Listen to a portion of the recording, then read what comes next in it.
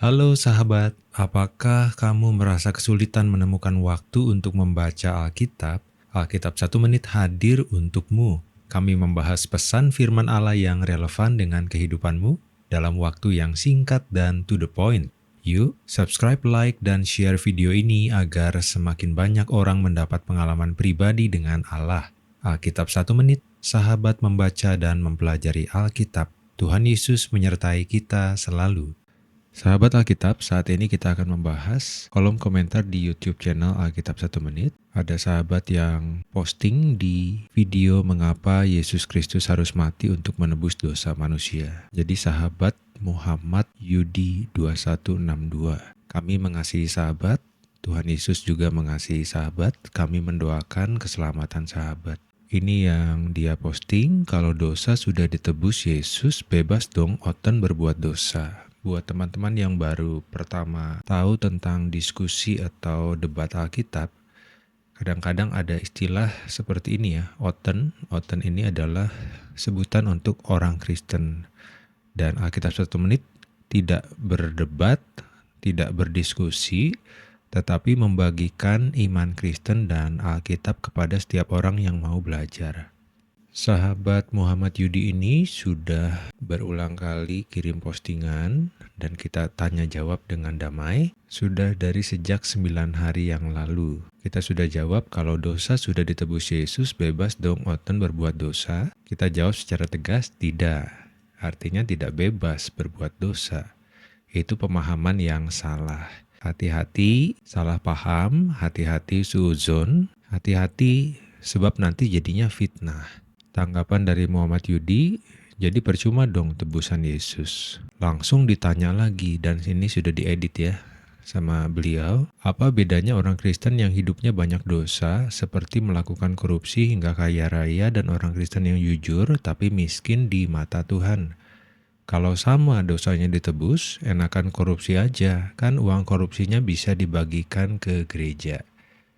Jadi ada banyak pertanyaan dari sahabat ini ya. Jadi kita akan membantu supaya pemahamannya lebih baik, dan 9 hari yang lalu kita sudah jawab, hati-hati salah paham sahabat. Orang yang korupsi adalah Kristen palsu. Kita tegaskan bahwa yang berbuat dosa terus-menerus itu adalah Kristen yang palsu. Lalu sahabat ini bertanya lagi atau memberi tanggapan. Meskipun dia percaya kalau Yesus itu Tuhannya, kalau orang korupsi itu percaya pada Yesus, apakah dosanya ditebus juga oleh Yesus? Kalau Anda menyebut orang Kristen yang korupsi itu sebagai Kristen palsu, apakah dia masuk neraka? Padahal orang tersebut percaya pada Yesus loh, sampai nyumbang gereja dari hasil korupnya. Langsung dia lanjutkan lagi, jadi belum puas ya, yang tadi juga diedit. Kita nggak tahu aslinya bagaimana, tapi kita berbaik sangka saja isinya baik. Kalau orang Kristen yang korup itu percaya sama Yesus, apakah dosanya ditebus Yesus? Bahkan dia sumbangkan duit hasil korupsinya ke gereja. Ataukah orang Kristen yang korup tersebut masuk neraka? Jadi pikiran beliau ini, sahabat kita itu neraka-neraka ya. Jarang dia sebut surga loh, lebih negatif. Nah ini lalu kita sudah jawab lagi 8 hari yang lalu. Orang yang sungguh-sungguh percaya Yesus tidak akan korupsi. Kita jawab tegas ya. Dia jawab lagi, banyak loh orang Kristen yang korupsi, itu fakta. Dan kalau orang Kristen melakukan korupsi lalu mati, dan uang korupsinya sebagian disumbangkan ke gereja, apakah dia ditebus dosanya oleh Yesus dan masuk surga? Nah ini bagus ya, ada disebut surga. Kita sudah jawab 7 hari yang lalu, sahabat bisa mempelajari ayat ini. Dari surat Roma pasal 3 ayat 8, bukankah tidak benar fitnahan orang yang mengatakan bahwa kita berkata, marilah kita berbuat yang jahat, supaya yang baik timbul daripadanya. Orang semacam itu sudah selayaknya mendapat hukuman. Pengajaran Kristen dengan tegas menyatakan bahwa orang yang sudah bertobat itu tidak berbuat jahat kembali. Orang yang sudah percaya Yesus akan melakukan hal-hal yang baik. Dan kalau orang-orang yang mengakunya percaya Yesus lalu masih berbuat jahat, ya orang semacam itu menurut ayat ini sudah selayaknya mendapat hukuman. Artinya dia tidak mengalami keselamatan karena belum sungguh-sungguh percaya. Lalu 7 hari lalu Muhammad Yudi ini mengedit juga pesannya dan bilang, jelaskan saja yang gampang apakah orang Kristen yang korupsi itu akan masuk neraka ataukah masuk surga. Kok jawabannya muter-muter. Kita tegaskan lagi, korupsi sama dengan Kristen palsu sama dengan tidak masuk surga. Ini sudah jelas ya. Setiap orang dikaruniai akal budi untuk mencerna firman Allah. Kalau mau yang mudah terus, kapan pintarnya? Lewat tanya jawab sebelumnya itu sebetulnya sudah jelas bahwa orang yang sudah ditebus Yesus itu tidak berbuat dosa. Lalu kalau ada yang korupsi, ngakunya Kristen, berarti bukan orang Kristen yang asli, orang Kristen palsu. Dan orang Kristen yang palsu itu pasti masuk neraka, tidak masuk surga ya. Kami selalu lebih suka memberikan kabar baik, mengatakan hal-hal yang positif daripada bilang neraka. Lebih bagus berkata-kata tentang surga. Jadi orang Kristen yang korupsi itu masuk neraka dong. Apakah begitu? Kalau menjawab itu harus tegas dan jelas. Jangan namcela-mencele. Jadi kesimpulan saya, orang Kristen yang berdosa akan masuk neraka. Betul itu. Sehingga tebusan dosa dari Yesus untuk orang Kristen adalah omon-omon doang. Dia kasih emotikon tertawa. Ini tanggapan kami waktu itu. Ini yang Yesus katakan dalam Injil Yohanes 5 ayat 14. Kemudian Yesus bertemu dengan dia dalam bait Allah, lalu berkata kepadanya, engkau telah sembuh, jangan berbuat dosa lagi, supaya padamu jangan terjadi yang lebih buruk. Tebusan dosa dari Yesus untuk orang-orang yang percaya kepadanya itu adalah nyata, benar. Yang kurang nyata mungkin apakah orang itu sudah percaya Yesus sungguh-sungguh atau belum. Itu poin pentingnya ya. Muhammad Yudi ini berkata lagi, yang korupsi kan gak ketemu Yesus di bait Allah. Yalah, karena waktu itu Yesus ketemu dengan orang yang sakit, sedangkan yang korupsi itu kan membaca Alkitab di zaman sekarang. Dan orang Kristen yang korupsi pun gak pernah mengembalikan uang korupsinya ke negara atau pihak yang dikorupsi. Ini yang mana ya? Karena banyak kasus per kasus ya. Kami percaya ada juga koruptor yang bertobat. Apakah orang Kristen yang korupsi seperti tetap masuk surga? Banyak singkatan ya. Kami kurang suka singkatan karena bisa multitafsir. Kata-kata yang tidak disingkat saja bisa multitafsir, apalagi yang pakai singkatan-singkatan seperti ini. Literasinya lebih bagus diperbaiki ya. Masih dari Muhammad Yudi ini, tanda kutip 2, sembuh itu kalau uang korupsinya dibagikan sebagian buat gereja ya, dan sisanya dipakai foya-foya. Dari tadi ada tuduhan-tuduhan terhadap gereja ya. Kami menjawab dengan kata-kata ini. Sudah jelas di atas jawabannya ya, bahwa orang yang hidup dalam dosa korupsi adalah Kristen palsu. Mereka mengaku percaya hanya di mulut saja. Ini jelas ya. Hanya di mulut saja. Jadi tidak termasuk orang yang mengalami penebusan dosa dari Yesus Kristus alias tidak masuk surga. Silakan tunjukkan buktinya. Siapa orang Kristen asli yang matinya masuk surga? Oke, mulai ngelantur ya. Kami jawab Injil Lukas 23 ayat 43. Kata Yesus kepadanya, aku berkata kepadamu, sesungguhnya hari ini juga engkau akan ada bersama-sama dengan aku dalam Firdaus. Ini kata-kata Yesus kepada seorang penjahat di samping salibnya yang percaya kepada Yesus di waktu-waktu terakhir kehidupannya. Jadi Yesus sendiri yang memastikan bahwa orang yang percaya kepadanya akan ada bersama-sama dengan Yesus di dalam Firdaus, surga. Muhammad Yudi ini kasih tanggapan lagi dan diedit ya, selalu diedit, nggak tahu kenapa tuh. Itu bukan bukti coy, itu hanya tulisan orang yang menulis Alkitab. Bukti itu harusnya berupa foto atau video di mana orang Kristen yang sudah mati lagi bahagia di surga.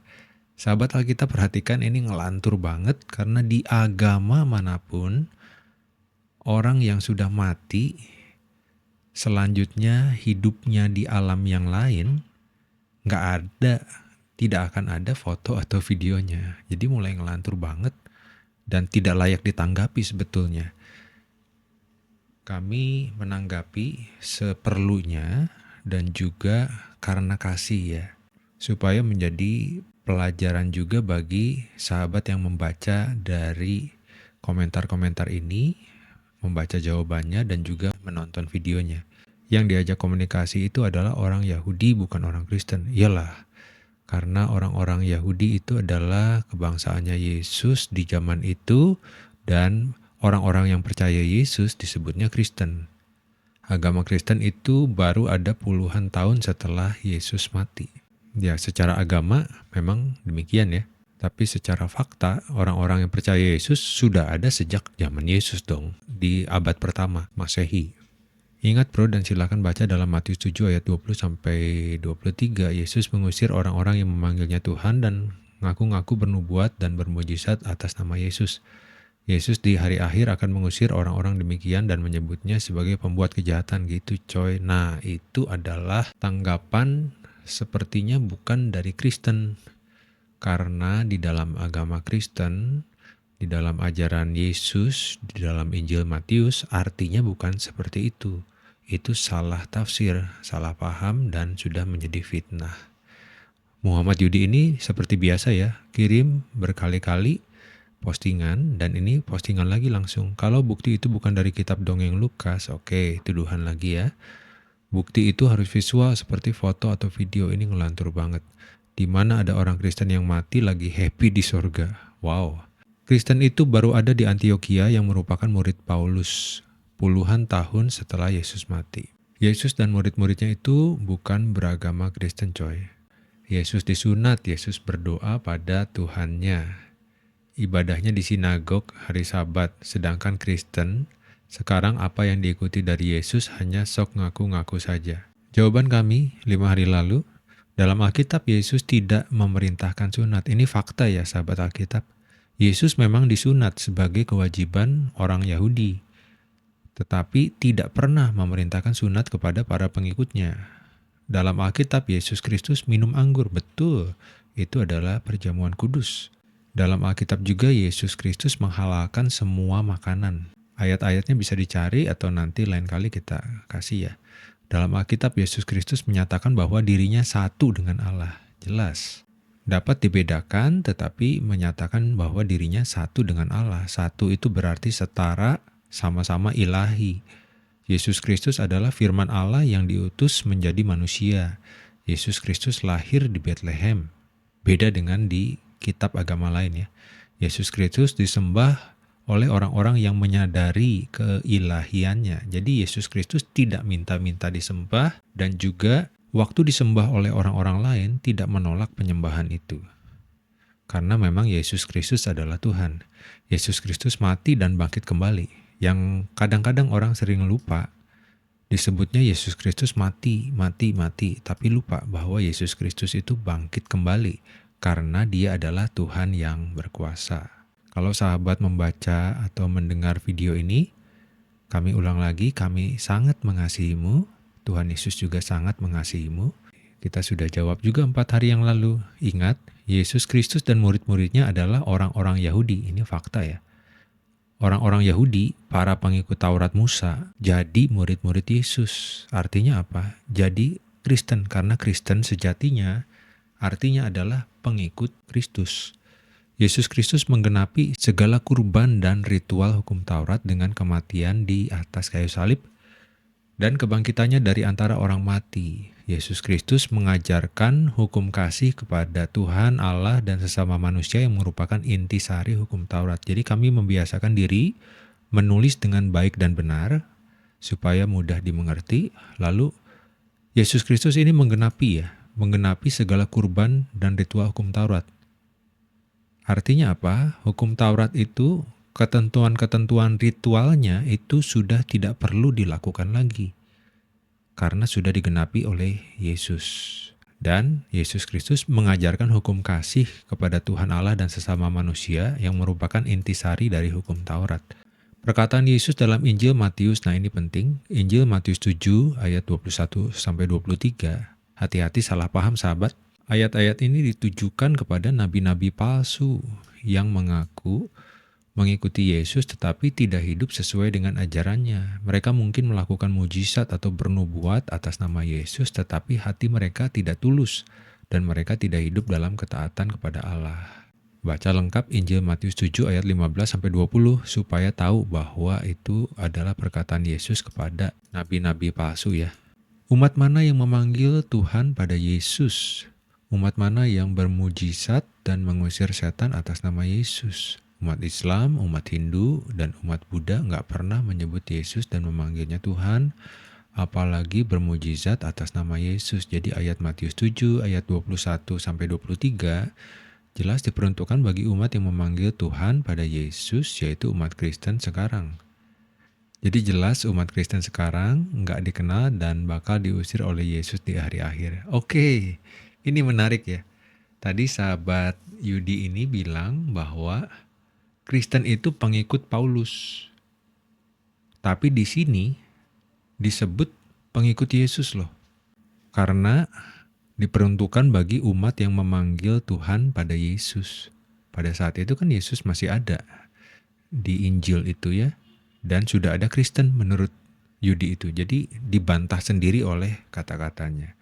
Jadi intinya itu seperti zaman sekarang itu ada yang di kolom agamanya ada agamanya tetapi tidak menjalankan agamanya. Dalam praktik kehidupan sehari-hari tidak melakukan apa yang diajarkan oleh agamanya. Kalau Kristen disebutnya Kristen KTP. Hanya di KTP saja Kristennya tapi tidak di hati.